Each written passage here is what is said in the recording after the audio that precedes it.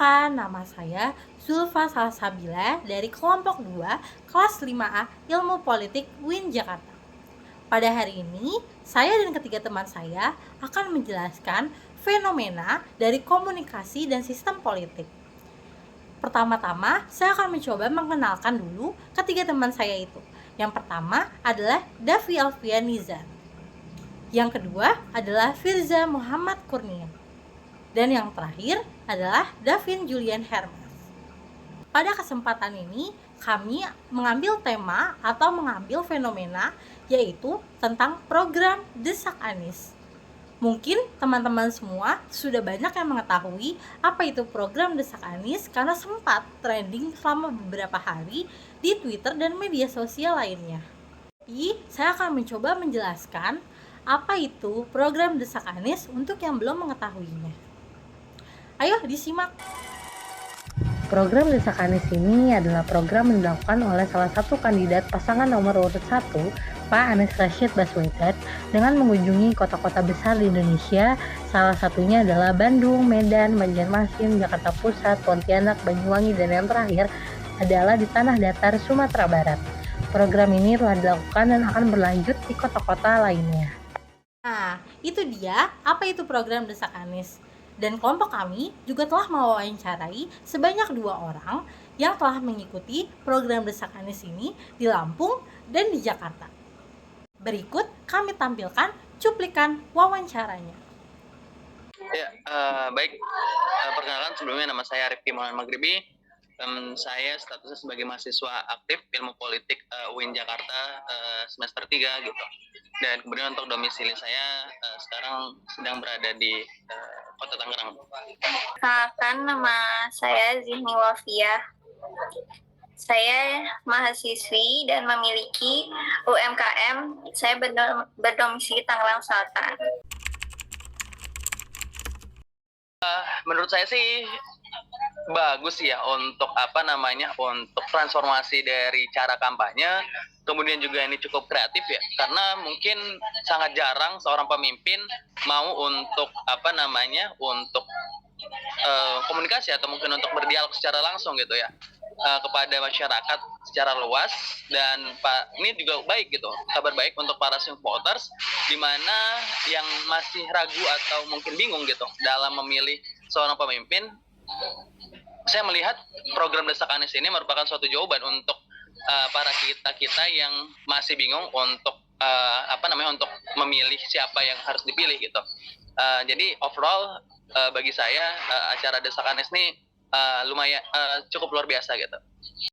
Saya berpendapat bahwa kegiatan Desak Anies ini merupakan suatu bentuk demokrasi yang positif. Kegiatan ini menunjukkan bahwa masyarakat memiliki hak dan kesempatan untuk menyuarakan aspirasi kepada para calon pemimpin.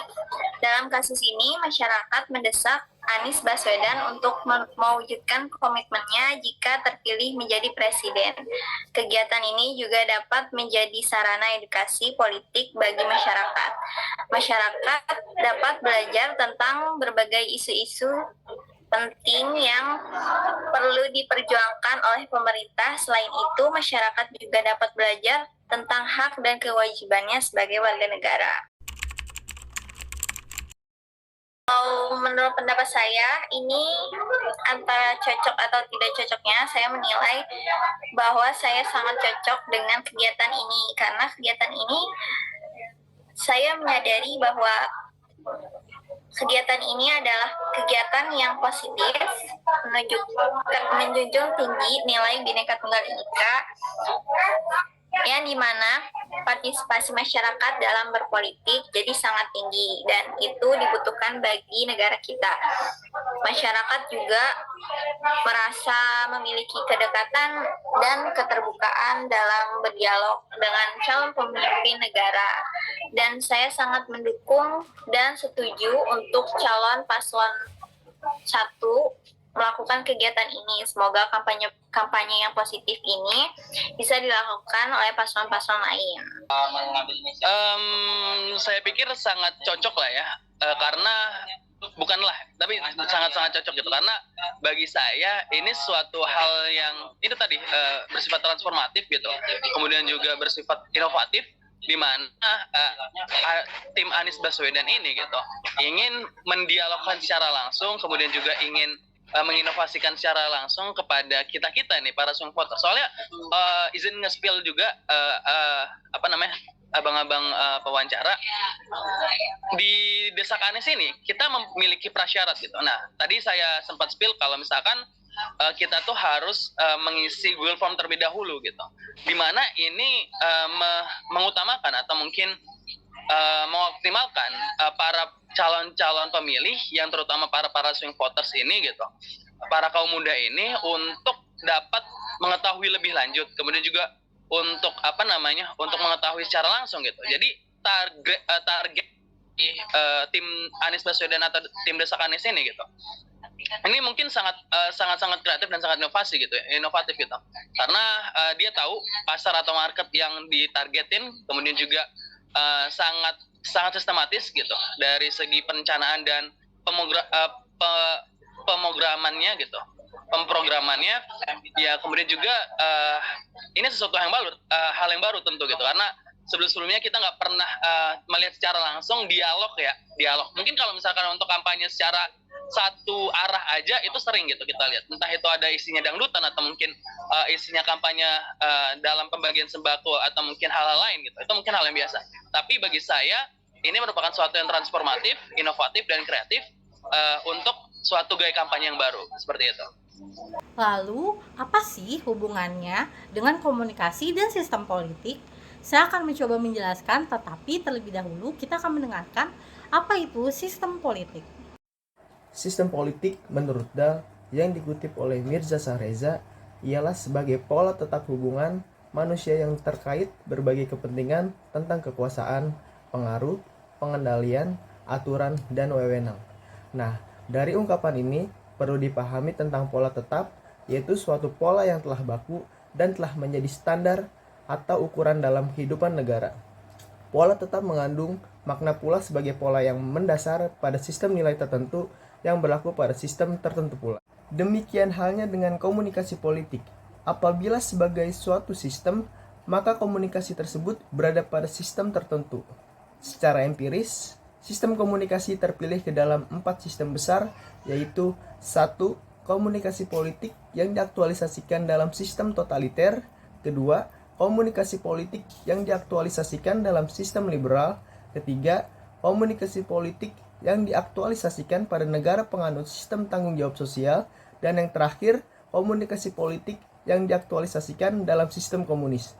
Nah, jadi setelah kita mendengar apa yang dijelaskan oleh Davi, kita akan mulai memahami keterkaitan antara komunikasi dan sistem politik terhadap fenomena yang kita bahas, yaitu program Desak Anies.